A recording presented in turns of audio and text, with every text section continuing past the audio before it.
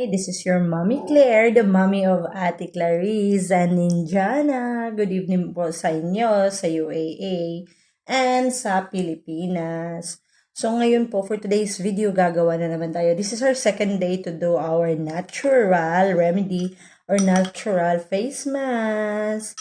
So naglinis na po ako ng mukha ko. So naghilamos na ako. Galing po ako nag-exercise kasi tingnan nyo naman, baboy na ang inyong inatay. So ngayon, let's clear our hair.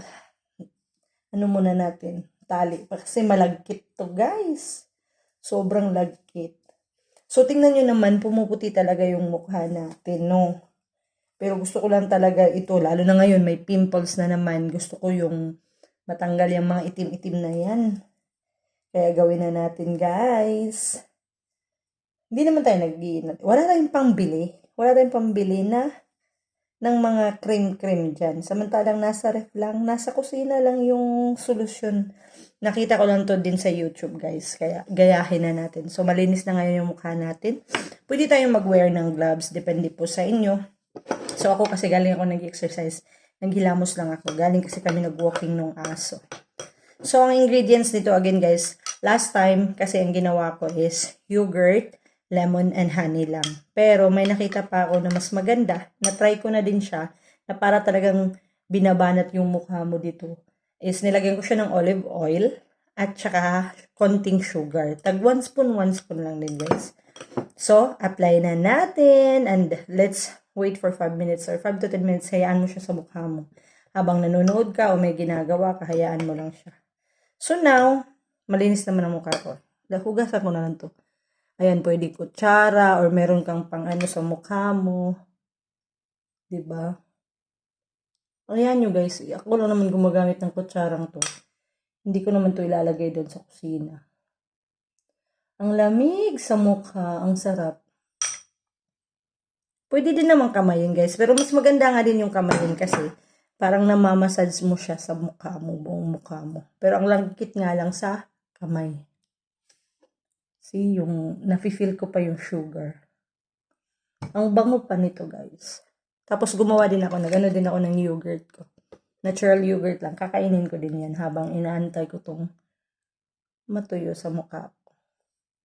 So, may iba, guys, twice a week lang yung ginagawa nila. Ikaw naman, pwede din namang pagising mo, bago ka maligo, kung may time ka, o diba, maglagay ka, 5 minutes, 5 to 10 minutes, pag may time ka. Pero ako naman, usually, sa gabi ko siya ginagawa, kasi nga, yung bago ako matulog. May time talaga ako mag-prepare. Pag sa umaga kasi, kailangan kong magmadali. Dahil syempre, gusto mo pang pumikit kahit mga 10 minutes sa umaga. Tapos nagre-ready ka pa ng mga ano ng alaga mo kasi papasok sila sa school. So, pwede din siyang 3 times a day. Depende sa kasipagan nyo po. Hindi na ako naglalagay minsan. Ay, sa liig naman, minsan nag-ano na lang din. Maganda to sa mukha, guys. At saka hindi magastos. Itong ganito, ilang beses mo din gamitin. Diba?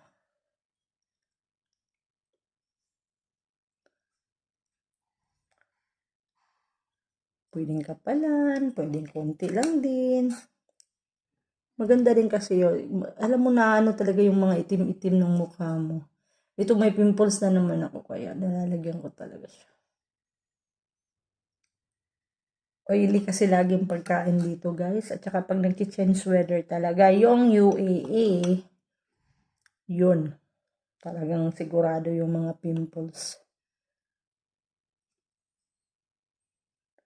Tsaka kapag bumili ka pa, ito guys, kasali na to sa grocery ng amo mo. Hindi mo na kailangan mag-cream.